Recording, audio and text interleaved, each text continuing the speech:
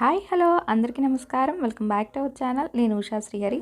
ఈరోజు ఈ వీడియోలో ఏంటంటే మేము మొన్న మా అమ్మ వాళ్ళకి వెళ్ళినప్పుడు వడియాలు పట్టాము. సో ఆ వీడియోని ఇప్పుడు షేర్ చేస్తున్నాను. ఇక్కడైతే ఎండలు మాత్రం ఫుల్గా ఉన్నాయి. ఇక్కడ వడియాలు వచ్చేసి ఒకరితో ఇద్దరితో అయితే అవ్వదు, ఎక్కువ మంది ఉండాలి. ఇంకా అందరూ ఈ చెట్టు కింద కూర్చొని మా నాన్నమ్మ వాళ్ళు, ఇంకా అత్తలు, పిన్ని, అక్క అందరూ, ఇంకా పల్లెటూరు అంటే అందరూ చుట్టాలే అవుతారు. అందరూ వరుసలతోనే పిలుచుకుంటాము. సో ఇంకా అందరూ ఈ చెట్టు కింద కూర్చొని మా అమ్మ పిండి రుబ్బుతుంటే ఇంకా పిండి ఒకళ్ళనొకళ్ళు అందించుకుంటూ చక్కగా ఈ విధంగా వడియాలు పడుతున్నారు. ఈ వడియాలు మా ఊర్లో స్పెషల్ అని చెప్పచ్చు. ఎందుకంటే అందరూ పప్పు వడియాలు పడతారు, కానీ మా ఊర్లో వడియాలు మల్లెపూల్లానే ఉంటాయి. అంత తెల్లగా చక్కగా చాలా రోజులు నిల్వ ఉంటాయి కూడా.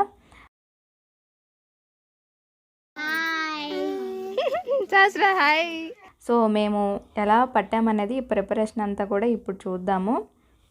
వడియాలు మంచి కలరు టేస్ట్ ఉండాలంటే నానబెట్టే టైం కూడా చాలా ఇంపార్టెంట్. మినపప్పు వచ్చేసి మనం ఈరోజు మార్నింగ్ పడుతున్నామంటే 3ంటికి లేసి నానబెట్టాము. సో నానిన తర్వాత ఈ విధంగా చక్కగా కడిగేసుకోవాలి. పప్పు ఎక్కువసేపు నానినా కూడా నల్లగా అయిపోతుంది పప్పు. ఇలా నీట్గా కడిగేసుకున్నాయి పెట్టాను నేను. మా అమ్మకైతే ఇది అసలు సరిపోదు, ఎందుకంటే లోపల ఒక్క పట్టు గింజ కూడా లేకుండా మొత్తం నీట్గా ఏరేస్తుంది అనమాట. ఎందుకంటే అప్పుడే పిండి తెల్లగా ఉంటుంది అని చెప్పేసి. చూడండి మొత్తం నీట్గా అసలు ఒక బద్ద అనేది, నల్ల బద్ద అనేది లేకుండా ఏరేసింది. సో ఇలా తెల్లగా అయిపోయింది పప్పు. మినపప్పు వచ్చేసి 4 సార్లు అంటే 4 గ్లాసులు నానబెట్టాము. సో దానికి ఈ వెల్లుల్లిపాయలు, కొంచెం అల్లము, ఇంకా ఈ పచ్చిమిరపకాయలు అనమాట. మనకి ఎక్కువ కారంగా కావాలంటే ఇంకా పచ్చిమిర్చి కూడా వేసుకోవచ్చు. మేమైతే ఇలా వేస్తున్నాము. ఇంకా వీటన్నిటిని మిక్సీలో వేసేసుకుని చక్కగా మంచిగా పేస్ట్ చేసేసుకోవాలి. వెల్లుల్లిపాయలు ఏం పొట్టుది అవసరం లేదు, చక్కగా అలాగే వేసేసుకుని పేస్ట్ లాగా రెడీ చేసుకున్నాము. ఇప్పుడు నెక్స్ట్ వచ్చేసి మినపప్పు గ్రైండ్ చేసుకోవడము. ఏంటంటే మొత్తం పప్పు అంతా రోట్లో వేసి ఎండకి రుబ్బాలంటే అసలు రుబ్బలేమన్నమాట. సో ఏం చేస్తున్నాం అంటే కొంచెం మెత్తగా మెదిగే వరకు ఒక 2 రౌండ్లు అట్లా కొంచెం ఉప్పు వేసేసుకుని కొంచెం నలిగే వరకు మిక్సీ పట్టుకొని తీసేసుకుంటాము. ఇలా గ్రైండ్ అయిన పిండిని ఇంకా రోట్లో వేసి బాగా రుబ్బుకుంటాము. నెక్స్ట్ ఇప్పుడు రోట్లో వేసాము ఆ మిక్సీలో గ్రైండ్ అయిన పిండి. మిక్సీ వేసేటప్పుడు సాల్ట్ ఒకటే వేసాము. ఇప్పుడు ఒక్కొక్క వాయికి సరిపడాగా ముందుగా గ్రైండ్ చేసి పెట్టాం కదా అల్లం, వెల్లుల్లి, పచ్చిమిర్చి పేస్ట్, అది ఘాటుకు సరిపోయేటట్టు ఒక్కొక్క వాయికి సపరేట్గా వేసుకుని ఇంకా దాన్ని మెత్తగా నలిగిపోవాలి. అలాగే కన్సిస్టెన్సీ మరీ లూజ్గా ఉండకూడదు, అసలు గట్టిగా వడియం మనకి చక్కగా రౌండ్గా వచ్చేలాగా రుబ్బుకోవాలి.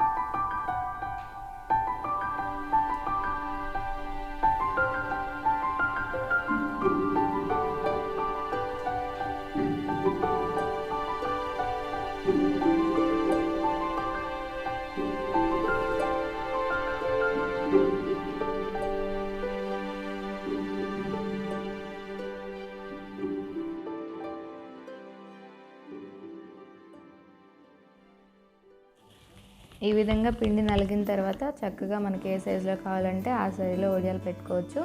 మేమైతే కొంచెం చిన్నగానే పడతాము. సో చక్కగా మల్లె మొగ్గల్లాగా తీసిన తర్వాత తెల్లగా చాలా బాగా వస్తాయి వడియాలు. ఏంటి పడుకున్నా రా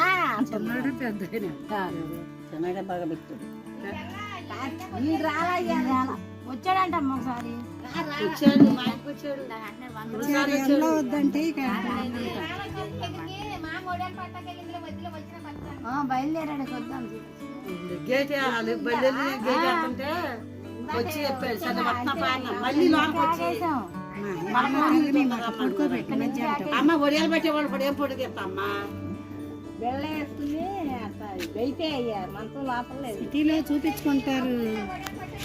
అది కూడా ఒక టాలెంట్ అత్త, అందరు కొత్త మరి లెక్కన లావు లావు పెడతారు చక్క సన్నగా పెట్టి చెయ్యాలి. చాలు ఇంకా నూనెలో వేస్తే మాడిపోవు. ఎండితే కొంచెం అంత అవుతాయి. వెనక మీద కూడా సైజ్ తగ్గించాను.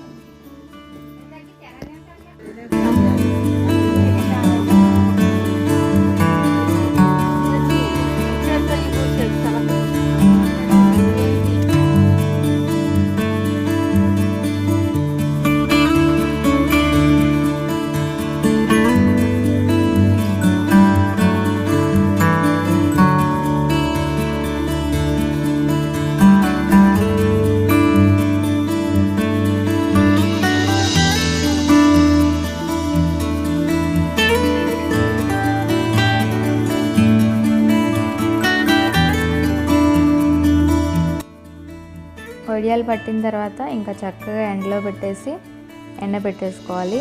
మధ్యలో చూసుకుంటూ ఉండాలి. బాగా ఎండినా కూడా ఈ వడియాలు ఏంటంటే రావు, చిదిమినట్లు అయిపోతాయి అన్నమాట. సో 1-2 గంటలకి చూసుకుంటూ ఉండాలి.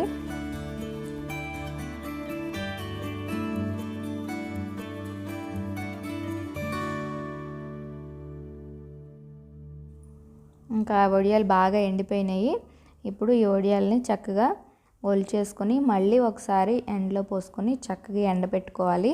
లోపల కూడా కొంచెం పచ్చిదనం ఉంటుంది. ఎండినా కూడా 2 రోజులు కొంచెం సేపు ఎండబెట్టుకుంటూ ఉంటే మనకి సంవత్సరం అయినా కూడా ఈ వడియాలు అస్సలు ఏం పాడుకావు. చక్కగా పప్పులో సాంబార్లో నంచుకుని తినచ్చు. కర్రీస్ ఏమీ లేనప్పుడు కూరగా కూడా చేసుకోవచ్చు. ఈ వడియాలతో కర్రీ అనేది మనం ముందు వీడియోలో చూద్దాము. సో ఈ విధంగా అయితే ఒలిచేసుకున్నాము.